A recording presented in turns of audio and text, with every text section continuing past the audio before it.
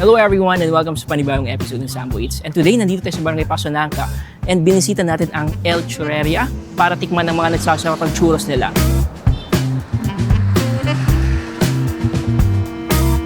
And later on, sa location number 2 natin, pupunta tayo sa Barangay Santa Maria para bisitahin ang Yogu para tikman ang yogurt nila na napakasarap. So tara, samahan nyo kami at simulan natin ang panibagong food review ng Sambo Eats.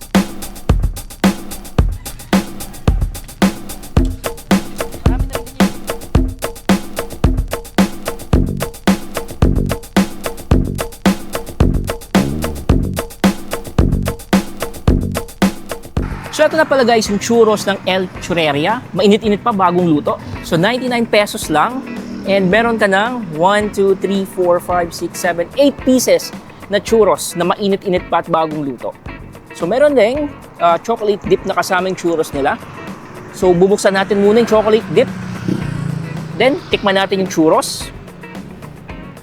Mainit-init pa.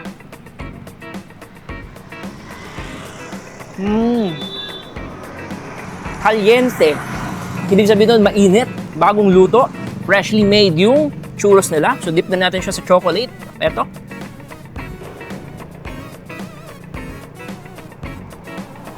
Masarap yung chocolate dip guys, hindi siya masyadong matamis. Masarap na combination dito sa churros nila.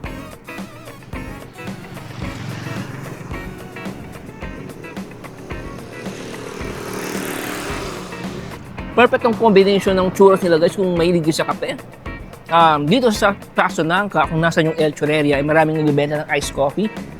Pwede nyo i-partner dito sa churros nila. Masarap yung churros.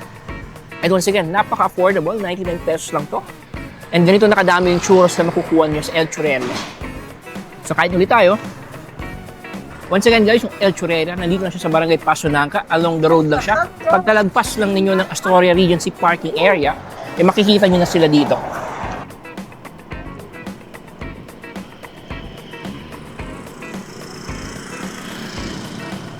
After natin tikman yung churros ng El Churreria guys, i-rate natin to dito sa Sambo Eats. 10 out of 10. Masarap, freshly made, init-init na i-serve sa inyo. And then, hindi nakakaumay yung chocolate dip nila. Hindi masyadong matamis. Saktong-sakto at perfect combination dito sa churros nila.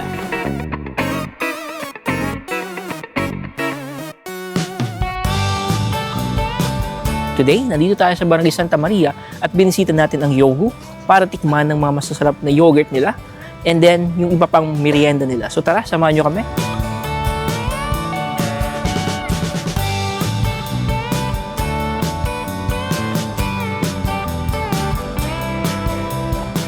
So ating in-order natin sa Yogu guys. So more on yogurt sila. Tapos kayo yung pipili kung ano yung ilalagay nyong sauce and toppings. So eto siya, ito yung in-order natin. So merong mangga, merong bisco, and then yung yogurt.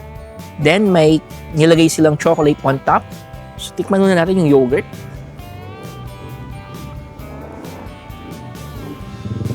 Masarap, napaka-creamy ng lasa. Then tikman naman natin yung toppings na nilagay. So naglagay sila ng mango dito as toppings. Masarap. Kung mahilig kayo sa yogurt, pwede nyo bisitahin yung Yogu. Affordable yung mga yogurts nila. And masarap. Kayong pipili kung anong toppings na ilalagay nyo and sauce na ilalagay nyo dito sa yogurt. So next naman natin titikman guys is yung fries nila. So yes, may fries silang kasama or may fries sila dito na pwede nyo order separately.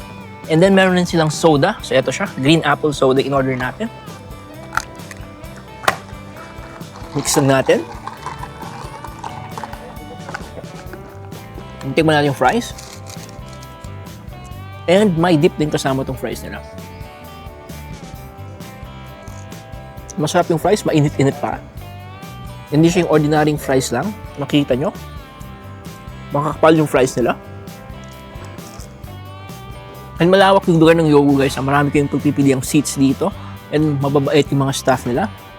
And kung mapadpad kayo dito sa Barangay Santa Maria at naghahanap kayo ng refreshing na makakain, pwede kayong bumisita sa Yogu.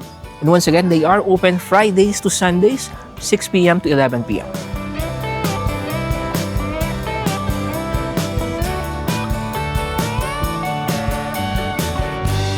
So, ang Yogu guys, 10 out of 10 para sa akin. Masarap, mura, and napakabait ng mga staff nila. Sila mismo yung, or pwede kayong magtanong ng recommendations kung ano pwede nyong ihalo sa yogurt.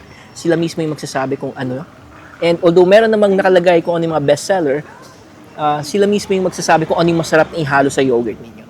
So, malawak yung space, and then, mababait yung staff, masarap yung food, 10 out of 10 yung yogurt.